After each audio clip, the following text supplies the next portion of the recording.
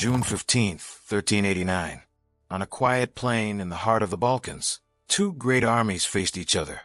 The forces of the Ottoman Empire under Sultan Murad I, and the Christian coalition, led by Prince Lazar of Serbia. The field of Kosovo, a name that would echo through centuries, was about to witness a clash not only of armies, but of civilizations. The Ottomans sought to bring the Balkans fully under their rule.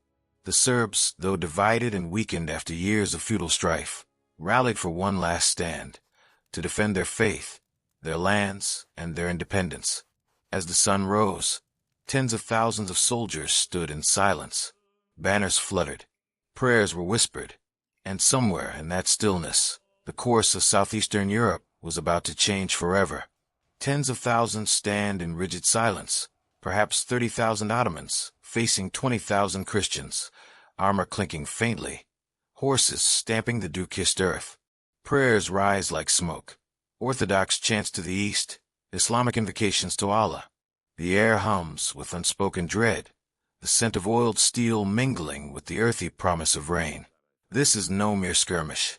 It is a collision of worlds, faiths, and futures.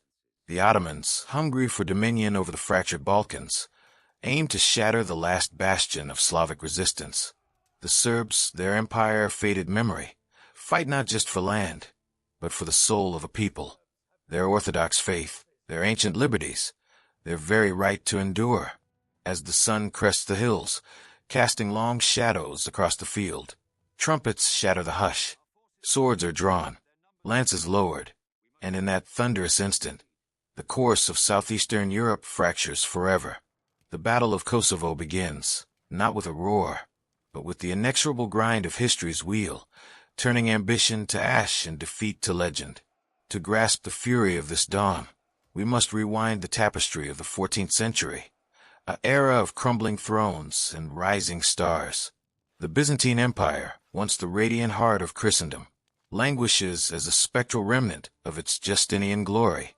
Constantinople's golden domes, scarred by sieges and schisms, peer eastward toward encroaching shadow. The Fourth Crusade's sack in 1204 had gutted its spirit. Now, internal strife and plague erode its bones. In the Balkans, this vacuum breeds chaos. Bulgarian tsars feud with Wallachian voivodes, while Hungarian kings cast covetous eyes southward, their armored paladins raiding Orthodox lands under the guise of holy war. Into this maelstrom strides the Ottoman dynasty, a nomadic Turkic clan transformed into an imperial colossus.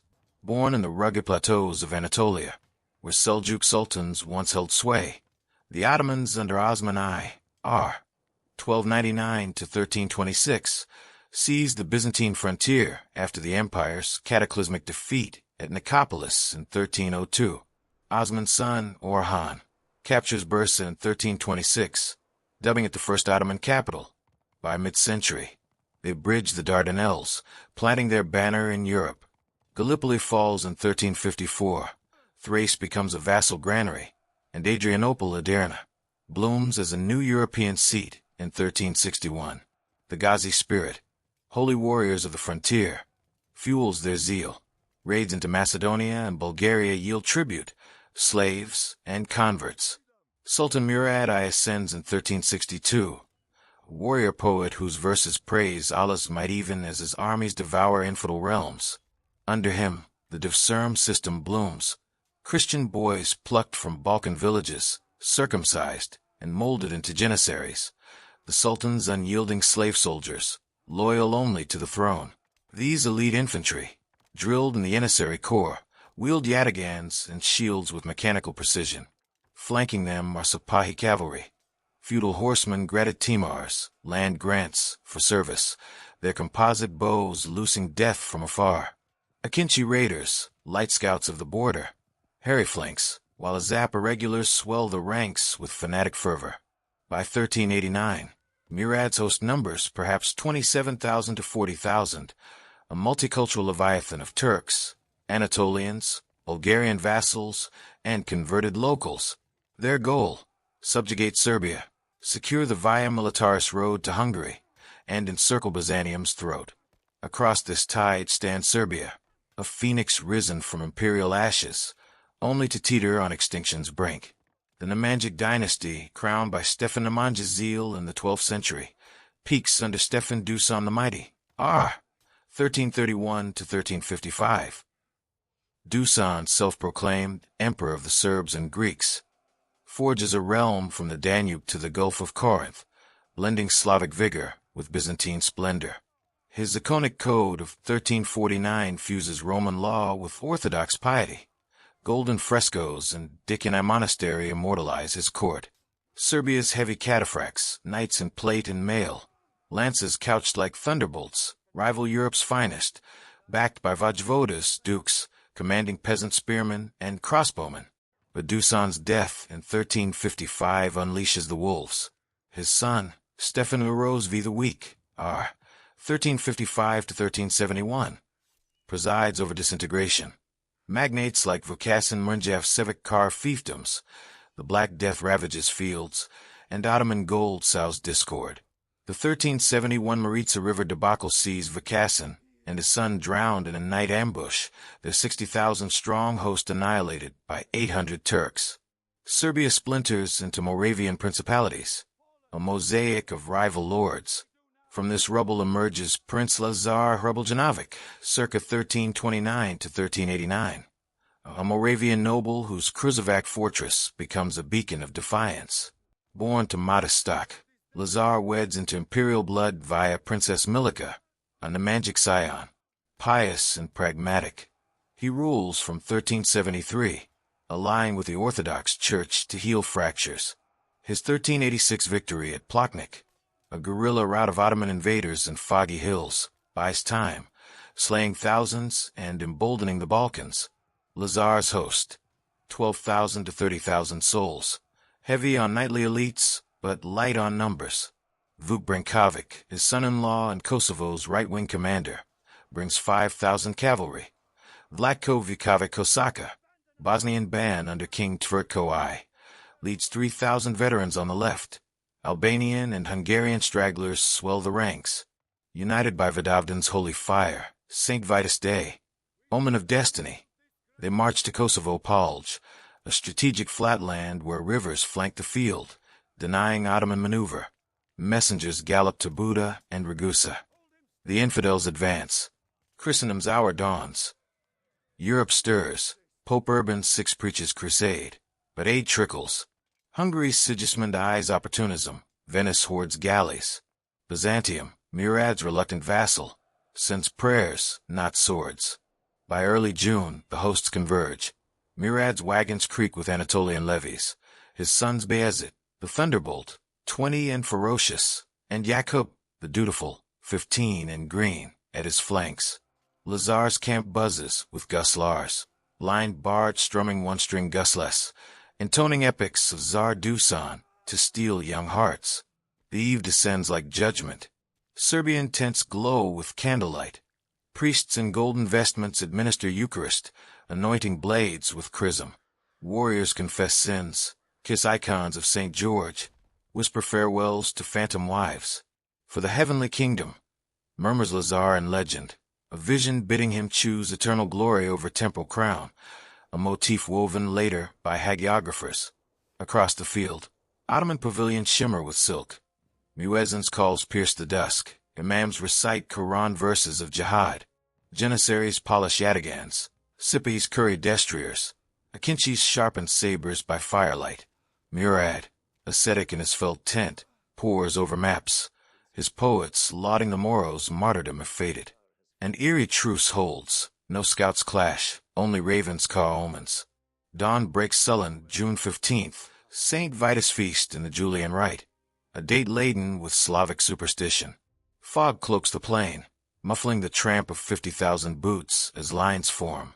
Lazar's array, a defensive crescent, center bulging with 2,000 cataphracts under his banner, a double-headed eagle on crimson. Flanks curve with Vuk's 8,000 mixed horse and foot, spears and pavises. Vlatko's 5,000 Bosnians, hardened by Ottoman raids, reserves of 5,000 archers and levies hidden in woods. Tactics: hold the center, lure the foe into melee where nightly shock prevails. Murad's tripartite host mirrors Byzantine manuals, Center a 10,000-strong anvil of janissaries and a zaps. Shields locked. Arquebus primitive, but bows lethal. Left, Jakob's 8,000 cavalry and infantry, probing for weakness. Right, Bayezid's 12,000 Sipahis and Akinchis, the hammer poised to swing. Murad, 64 and battle-scarred, observes from a wooded rise behind silk screens, directing via runners. Strike hard, envelop swift. He commands, Ghazi doctrine of feigned retreat and flank carnage. The storm breaks at mid-morning. Ottoman vanguard advances. Akinchis loose Parthian shafts, arrows whistling like vengeful spirits, thudding into Serbian pavises. Shields bristle with fletching. Men fall, gurgling prayers. Lazar signals, no rash lunge. Then a gustler's wail rises. For God and Prince. Horns blare. Earth quakes. 3,000 Serbian heavies surge, a living avalanche of mail-clad behemoths, lances forests, destriers foaming. At their fore, Miloš Obilić, a knight of shadowed repute, his armor etched with crosses, eyes ablaze with rumored grievance. The crash is cataclysmic. Ottoman zaps, like conscripts in quilted akatans, shatter like chaff. Lances impale, horses pulverize, screams drown trumpets. Serbs carve a bloody furrow 500 yards deep, toppling janissary files, hooves churning mud to slurry. Chronicles gasp, as if heaven's host descended. For an hour, the tide favors Christ. Vlatko's Bosnians will left, spearing Jakob's probes. Vuk's right holds firm, crossbows thinning Sipahi ranks. Casualties mount. Ottomans lose 5,000 in the breach alone, but discipline holds. Bayezid, hawk-eyed on his black stallion, smells the pivot. Now my thunder, he roars. 6,000 Sipahis burst from cover, bows singing death. Arrows arc in black clouds, felling mounts mid-gallop. Knights tumble, screaming as shafts pierce visors. Flanks curl like scythes, severing Serbian wings from core. Chaos reigns. The plain devolves to inferno. Dust chokes lungs. Blood slicks grass to mire. Serb cataphracts, lances splintered, draw falchions, broad blades hacking at scimitars. Janissaries counter in phalanx, yataghans thrusting through gaps. Their war cry Alahipar, a rhythmic thunder. Peasant levies charge with flails and bills, felling horses, but crumpling under hoof. Vlatko's Bosnians, fur-capped berserkers, form a spear wall, impaling Akinchis in heaps. Yet numbers gnaw. For every Turk felled, 3 Serbs bleed. Vuk's line buckles under Bayezid's press. Whispers of retreat slither like serpents. By noon, exhaustion bites. Lazar, atop his white charger, wades the melee. His mace fells a bay, crimsoning his surcoat. Hold, brothers, for the Tsar in heaven. But flanks cave. Vuk, eyes on the morrow, orders tactical withdrawal, preserving his host for guerrilla war, or treason's first whisper in lore. Center exposed, Serbs compressed to knot. Ottoman reserves flood. For 1,000 fresh Sipahis envelop, arrows pinning knights like insects.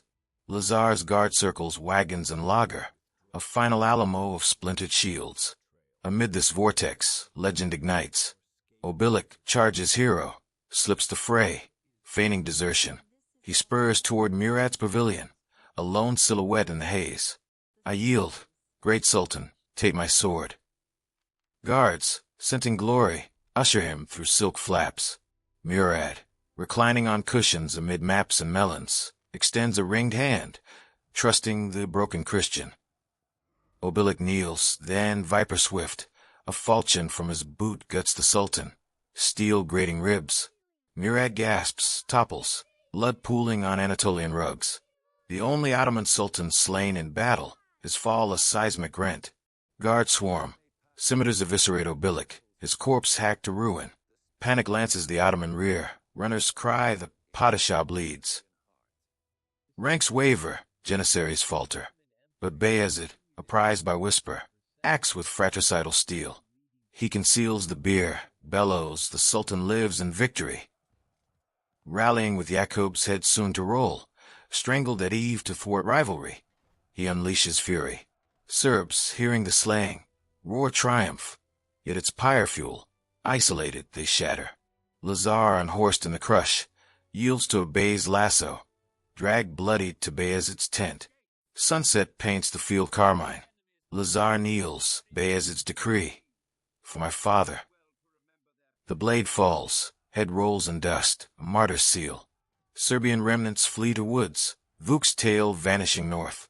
Casualties, apocalypse. Ottomans lose 15,000 to 20,000, their core mauled. Serbs near total, 90% of knights. Lazar's host vaporized.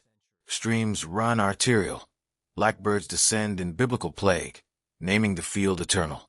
Ottomans hold the sodden clay, a tactical triumph, yet hollow as Murad's gaze. Bayezid now inters his father's viscera on site, a shrine seed, bears the husk to Bursa for mausoleum splendor. Serbia vasalizes, Milica regents for heir Stefan, tribute flows, nobles bend knee. Advance stalls, Bayezid licks wounds till 1390's Philadelphia sack, but the gate to Europe creaks ajar. Bulgaria buckles fully, Bosnia teeters.